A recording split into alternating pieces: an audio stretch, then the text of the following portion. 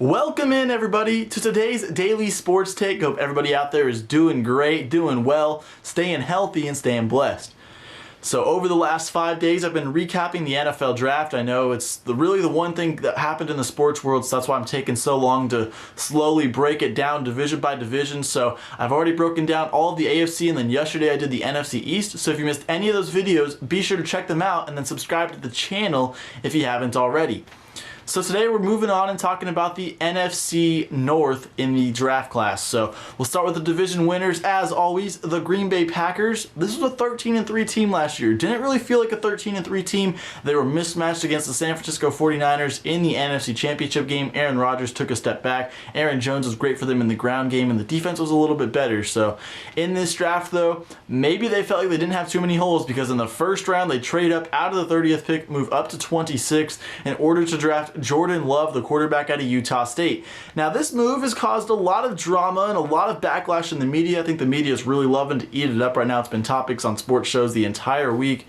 But Jordan Love is now the heir apparent to Aaron Rodgers, who has 4 years left on his contract and really can't be moved because of financial reasons for another 2 years. So he's going to be sitting for a while, much like Aaron Rodgers did when he was drafted underneath Brett Favre. Favre was 35 years old at the time. Rodgers is going to be 36 here. So very similar situations there, except they didn't trade up to get Rodgers. Rodgers was projected to be a #1 overall pick. He fell to them at 24. Jordan Love was a fringe first rounder, and they still traded up to get him. Now, hey, they fell in love with him. I can't argue against that. So they think they're doing what's best for them, but Aaron Rodgers could be out of Green Bay in a couple years.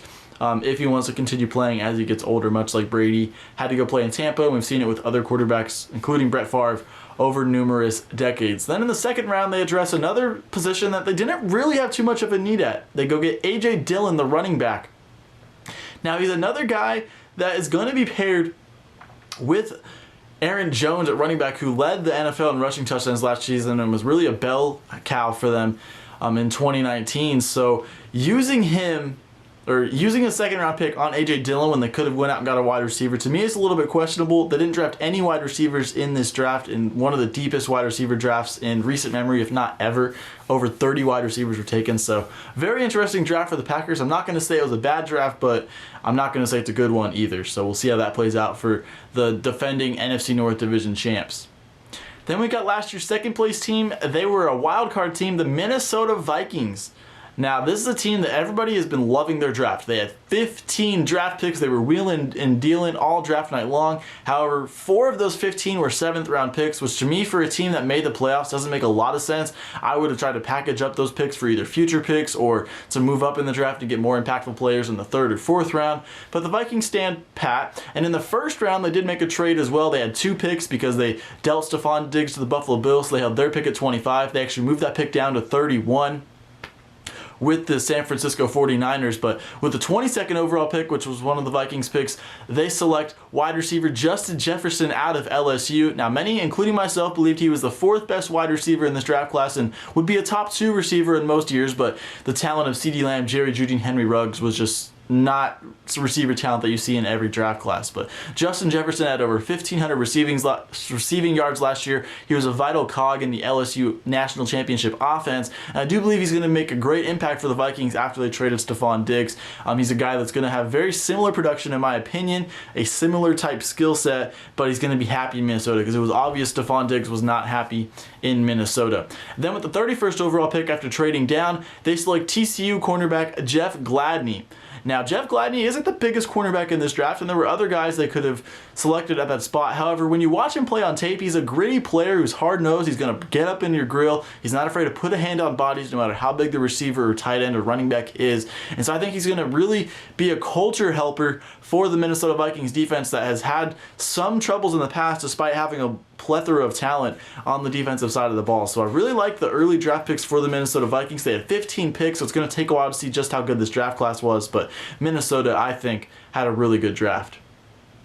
Next up, we have the Chicago Bears. Now, they didn't own a first-round pick this year because of trades they've made over the last few years. They traded for Khalil Mack, so they gave the Raiders their first round pick 2 years ago for this year and last year. But with their first pick in the second round at 43 overall, they select Cole Kmet, the tight end out of Notre Dame. Now, he was tight end number 1 on most big boards coming into this draft. I think he's going to be a good fit for Chicago, who had the worst group of tight ends in NFL history last year. They could not get any production out of the tight end slot. They've gone a little bit tight end crazy in the offseason. They now have 10 tight ends on this team, so that's now back-to-back offseasons where they've gone crazy at one position of weakness. The year before, it was kicker because they just couldn't trust the kicker, and then they were having kickers in the street auditions and multiple kickers on the roster until they figured it out. So I think it's going to be a similar situation with tight end. But they brought in Jimmy Graham in free agency. They draft Cole Kmet. I think those two guys will probably lead the pack for them.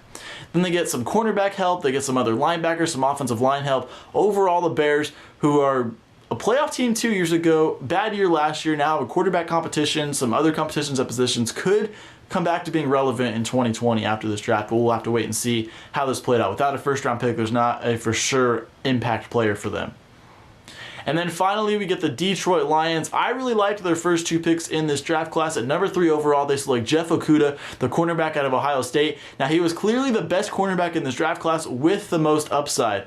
I'm not sure he's going to be he'll probably be better than Darius Slay, actually. As I speak that out loud, I couldn't say he's not going to be as good as Darius Slay, who they let go in free agency, but I do think that he's a little bit inconsistent. He has the talent that Darrelle Revis had coming out of the draft back in 2007. I'm just not sure if he's as polished as Darrelle Revis, but if he can become that polished, he'll become a top 3 cornerback in the NFL for the next 10 seasons, so the Lions will have their man in a really tough NFC North that's slowly seeing some top-level receivers return to the division, so I think that makes a lot of sense for the Detroit Lions. And then with the 35th overall pick in the second round, they select running back DeAndre Swift out of Georgia. Another solid pick for them because Kerryon Johnson is a good bell cow running back for them, but he doesn't average a lot of yards per carry. So you bring in DeAndre Swift, who's a little bit more explosive than Kerryon Johnson, and he can help out in the passing game with Matthew Stafford.